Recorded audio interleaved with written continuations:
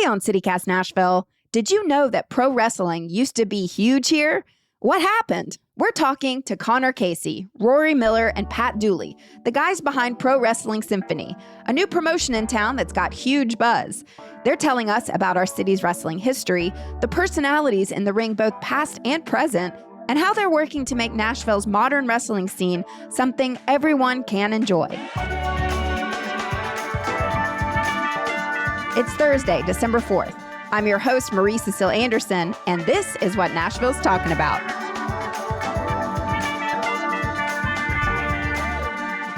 Gentlemen, I've never done an interview about wrestling before. You have to really break it down for me. It's interesting, though, to look back through history.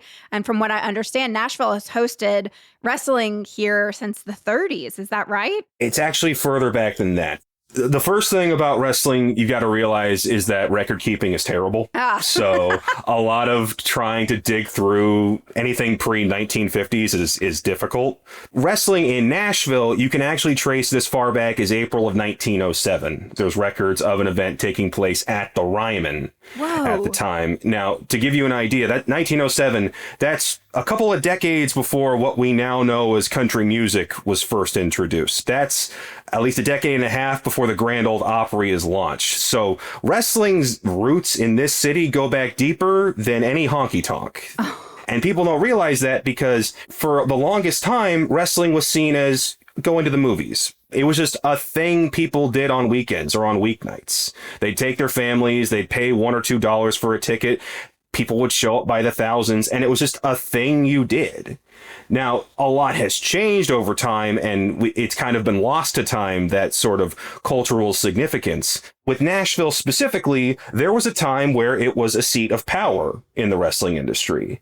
From the 20s up until 1940, there would be regular shows. They'd be run at the Hippodrome, which was a famous roller rink / event arena, all-purpose event arena that was located over in Nashville's West End, which if you go there now, it is a Holiday Inn located nicely in between Vanderbilt's football stadium and Centennial Park. I don't even know if there's a plaque there indicating that, hey, this used to be something really cool, and now it's just a hotel. I think there might be a sign, but yeah, it's another one of those classic, historical venues that has so much to tell and is just, there's nothing there. Up until the 1980s, wrestling was divided into these own little fiefdoms.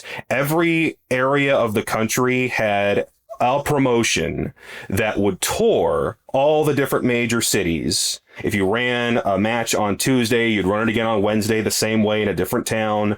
Since the internet didn't exist, nobody knew that, hey, they just did this the night before. Or, hey, they're just rerunning what they did the night before. You wouldn't know. Yeah, sounds a lot like a touring theater production.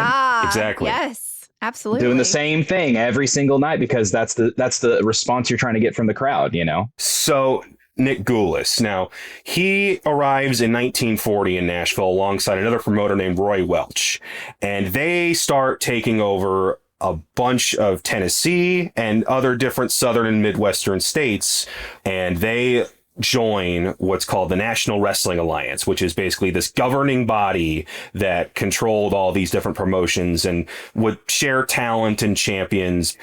Some might call it a cartel, but it was basically the governing body of all these different spots around the country. This area, it was called NWA Mid-America. And we're running, like I said, monthly shows, hundreds of thousands of people tuning in to their television broadcasts, thousands showing up to the arena each week.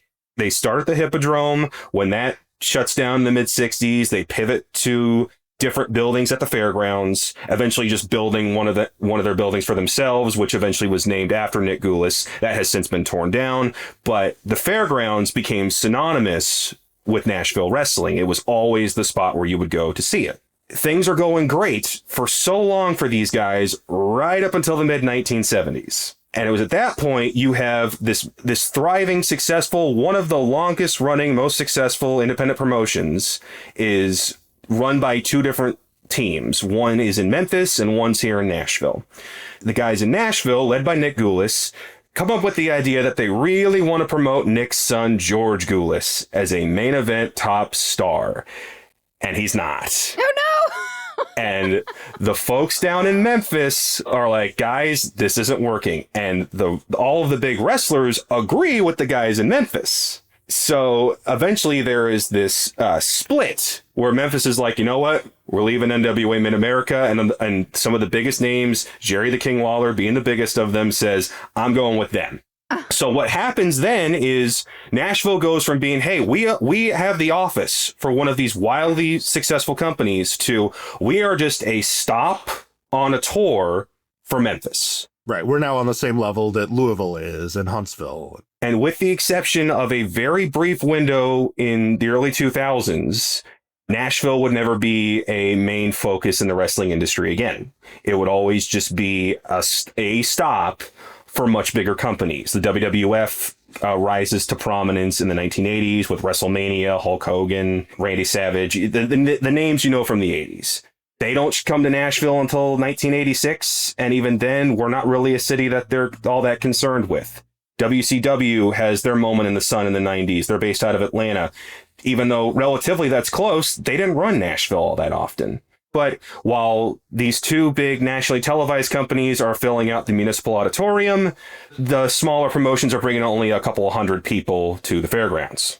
You may have heard, and I know Nashville Scene did a story on it, but there was a group called the USWO that would run shows at the stadium in basement.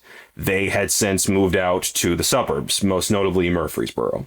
But where Nashville was left after a woeful miscalculation way back in the 70s has left us in, we're just another spot that the big television companies like WWE, they'll come through once a year for sure, and we'll get thousands of people that show up when they do, and they'll fill out Bridgestone, or when they did a big event at Nissan Stadium a couple years ago, 50,000 showed up for that. So the fans are here. They do exist. They are here.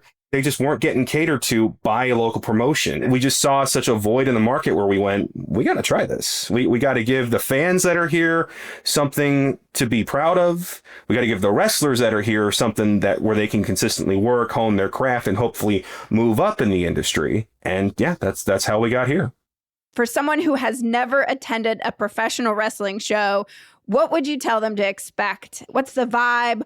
What might surprise them? So to give you an idea, if you've never seen a professional wrestling event, it is live theater mixed with athleticism and violence and crowd interactions and music and all of that rolled into one. Okay. And when it comes to Pro Wrestling Symphony, we try to elevate all of that by bringing in great wrestlers, great presentation, live bands from here in the city, talent from all over the country. We've even had some international people come in.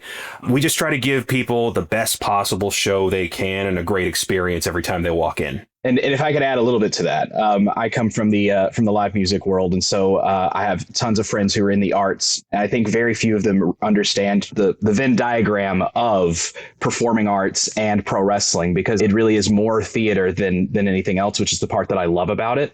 You could be an improv actor, a drag performer, a musician. I heard the joke recently that pro wrestlers are actually just very athletic theater kids. And I think that really kind of sums it up for a lot of folks that may not quite understand quite what's going on, right? You are talking my language because, yes, everybody knows here on the show that I'm not really up on my sports. However, I love going to real live sporting events.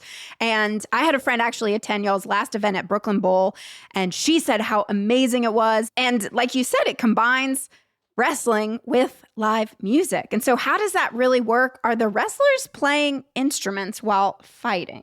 It's not that kind of a symphony.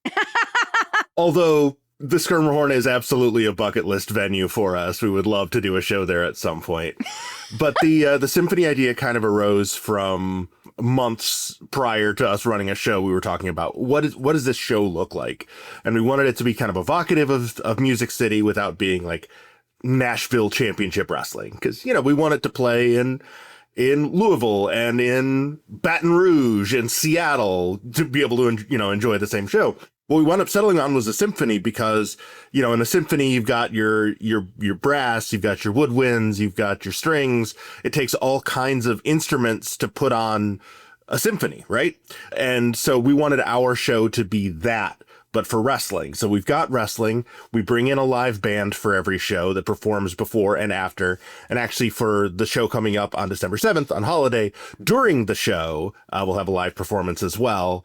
We didn't want to be just another local promotion that's a bunch of 30-something white guys wrestling. We wanted to appeal to, the LGBTQ community. We wanted to appeal to women. We wanted to appeal to children. We wanted to appeal to, the whole spectrum of people, because Nashville is not just one thing. So we wanted our show to not just be one thing. Is it a family-friendly event? Is it more dominated of men, or are we seeing lots of ladies coming out as well? One of our recent events in October, Heroes and Villains, was a benefit show for Lockland Elementary's PTO. So it was so my son's elementary school PTO. We donated a portion of our proceeds to the school after the event, and then we also had the principal show up and make an appearance and got involved in the match in a fun way. And it was a wonderful time for the kids to come out. A lot of the things about being a dad who wants to experience pro wrestling with his son, the way that I did with my dad, is that it's really hard to do that, or really hard to find a local wrestling show that doesn't take place essentially at or after his bedtime. And, if you're a parent, you understand that can be challenging. Even if you give them a treat of like, you can stay up late this one time, it can still be hard to kind of make all that happen. So our events are matinee times. They're not super late. They're always all ages, and we try to keep it that way because, again, wrestling is for everyone. That's our number one value, and that includes being a minor. Just because you can't drink legally doesn't mean you shouldn't be able to enjoy great pro wrestling.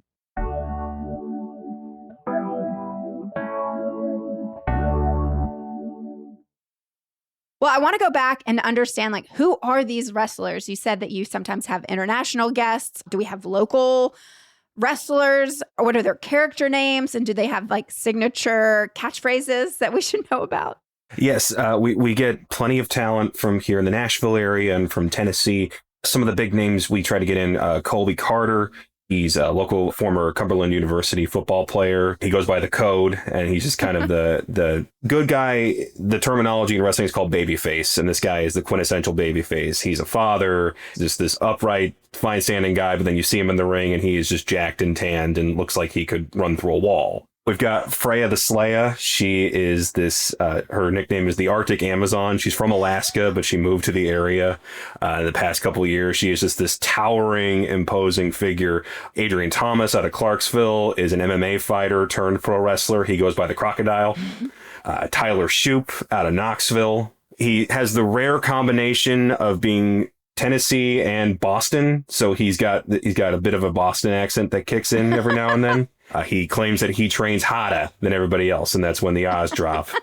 It's big personalities, so in that way, it is very much like live theater, where it's all these different characters and flavors coming together. We've had guys come over from the UK.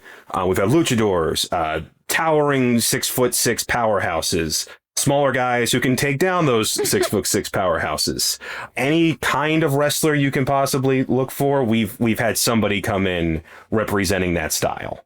So where did y'all first fall in love with wrestling? I'm a native Tennessean. I was born in McMinnville, Tennessee. I've lived in Nashville for the better part of 13 years now. My grandfather, Tommy Miller, or Tom Miller, I guess professionally, was a ring announcer for the Nick Goulas promotion here that ran through the Nashville area in Middle Tennessee. So I grew up hearing stories about, fun adventures that he got to have as a ring announcer, introducing folks who would later become world famous, like Sid Vicious and Macho Man Randy Savage, because everybody starts somewhere, right? And so getting to hear all these really cool stories, but also getting to hear amazing stories about some of the talent that made their name in the Nashville area specifically, like Wildfire Tommy Rich or Tojo Yamamoto. I mean, so growing up, I get to hear all these things, and then to be able to continue in that legacy is something that's incredibly special for me. Very cool. All right, Pat. I first started watching when I was probably 6 or 7, and this was, kind of height of Hulkamania, right?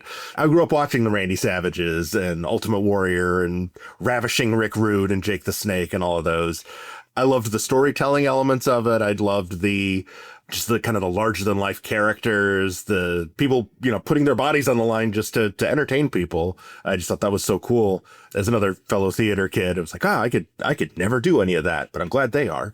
And then after I got out of college, I was like, well, you know what? Let's let's give this a try. I want to actually see if I can get into wrestling. I was never in anything remotely like the shape to be a wrestler, but I always, people always said my voice sounded good. I knew a lot about the business. I was like, okay, well, I'll reach out to one of the local companies and see if they need somebody to be an announcer.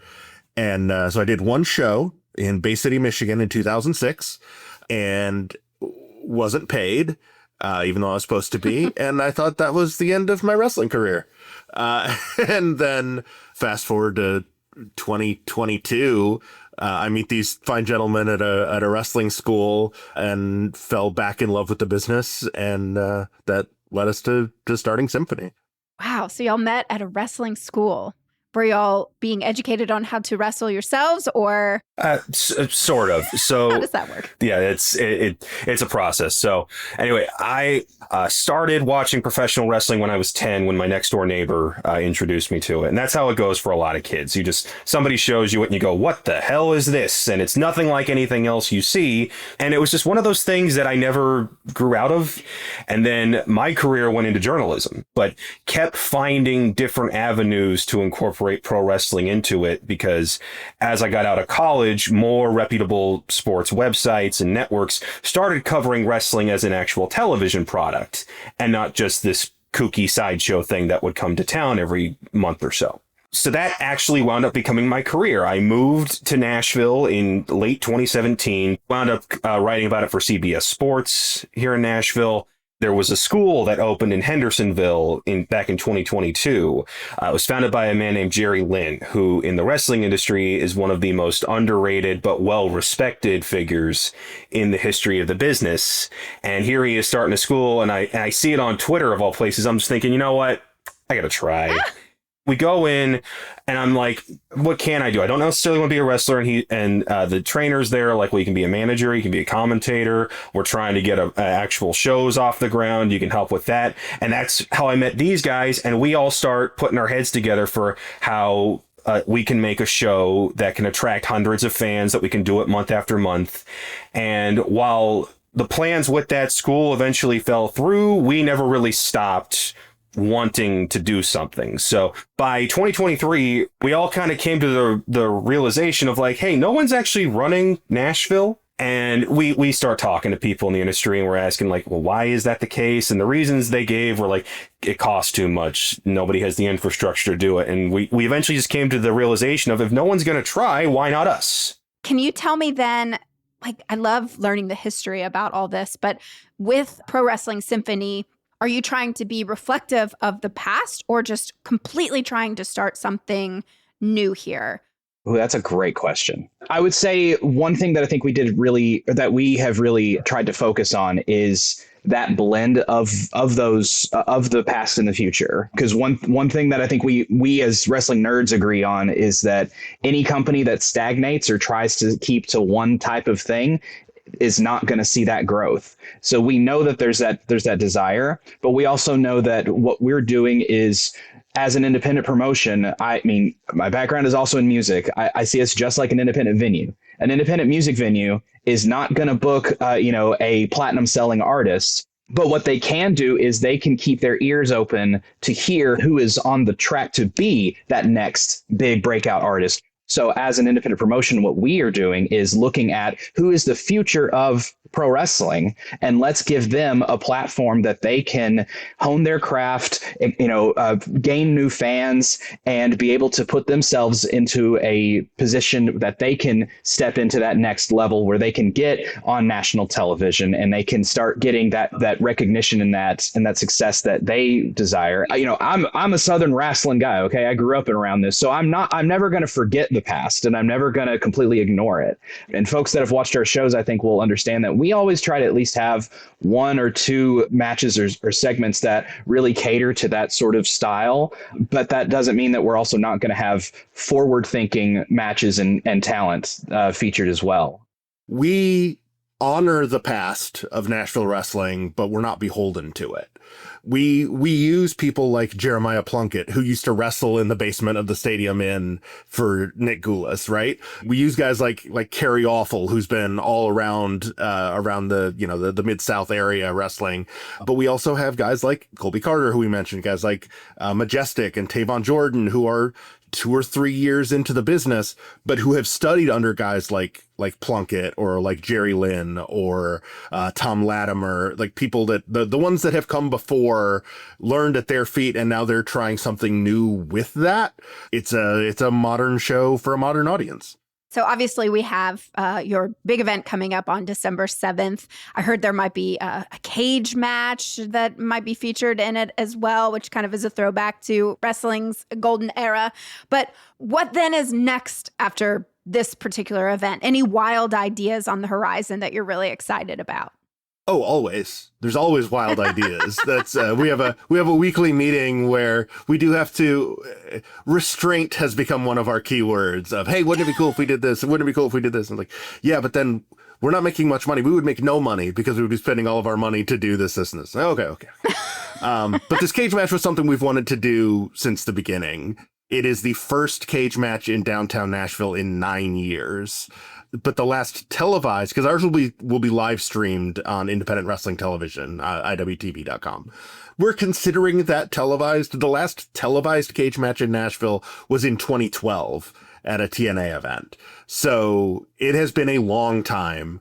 And one of the things when we first started running Brooklyn Bowl was, how cool would it be to put a cage in here? Like, this is the coolest venue to have a steel cage match. And as the months have gone by, the ongoing storyline, the feud between Mad Dog Connolly and Shane Mercer has just kind of escalated for their first 2 matches to necessitate a third. What better place to the wrestling term is to blow off that feud than to put him in a cage.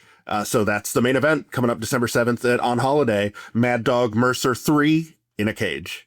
And I will say, too, that is a good example of how we are remembering the past and honoring it and keeping it alive and moving forward. Because, Marie, you're right. The cage match is a classic, quintessential, old school wrestling match stipulation.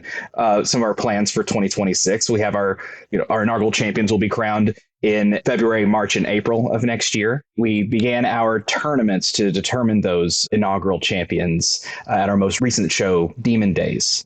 That was when the tournament began for the men's singles and women's singles. And then we will also have tag team championships. Anybody that has watched pro wrestling knows that a tag team is 2 wrestlers join up together to take on 2 other wrestlers. And of course, that's its own division with its own prize. So you have to have all of those to cover all the specialties that people can bring to the table. I won't say where, but one of the things we want to try in 2026 is free outdoor events at different venues around town. Because one of the things that when we started running Brooklyn Bowl and Eastside Bowl, they've been our 2 primary venues. One of the things I noticed is that, hey, if you're not at the show, you don't know the show is happening. There's no stumble upon effect of someone turning a corner and going, whoa, what is this? What am I watching right now? And we've talked with a lot of outdoor venues about, hey, can we run a show here? And actually, a lot of them have been on board with it to where we would love for someone to just walk past a place, go, what's that? and then be in for a treat of just 2 hours of great wrestling and live music. We want Pro Wrestling Symphony to be the same kind of entertainment option that you have with the Escape Game, that you have with the Nashville Sounds, when you're bored of the Honky-Tonks and Broadway, there's other stuff to do and people look for different kinds of entertainment. We want to be one of those pillars of entertainment.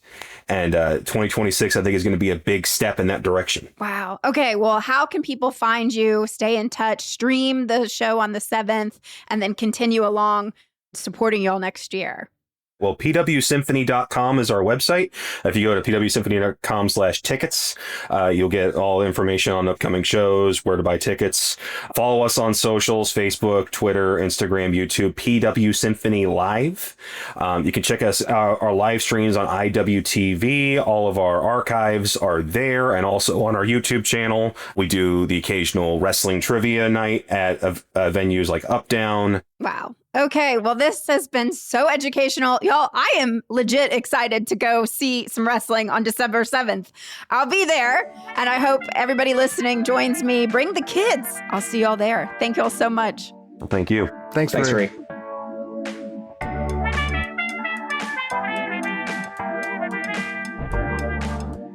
That's all for today here on CityCast Nashville. And don't forget, you can support this show and get great perks by becoming a CityCast Nashville neighbor at membership.citycast.fm. If you enjoyed the show, why not tell your friends? Rate the show, leave us a review, and subscribe to our Hey Nashville newsletter. We'll be back tomorrow morning with more news from around the city.